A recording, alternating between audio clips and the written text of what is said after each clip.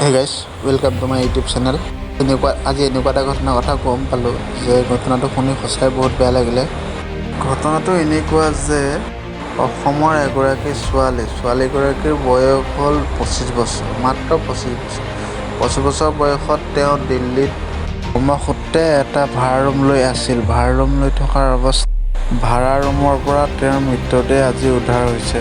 খবৰটো পাই সঁচাই বহুত বেয়া লাগিলে, কিন্তু কি কৰিম, উপায় নাই। ছোৱালীগৰাকীৰ ঘৰ হ'ল অসমৰ গোলাঘাট জিলাৰ ধনশিৰি নদীৰ কাষত বুলি জানিব পৰা গৈছে। ছোৱালীগৰাকীৰ মৃত্যু আত্মহত্যা নে তেওঁক কোনোবাই হত্যা কৰিলে সেইটো এতিয়ালৈকে জানিব পৰা হোৱা নাই। এতিয়ালৈ দিল্লী পুলিচে সেই ঘটনাটোক লৈ ইনভেষ্টিগেশ্যন কৰি আছে। পৰৱৰ্তী সময়ত আমি সেই বিষয়ে গম পাম যে ছোৱালীগৰাকীৰ হত্যাটো আত্মহত্যা নে কোনোবাই হত্যা কৰি থৈ গৈছিলে।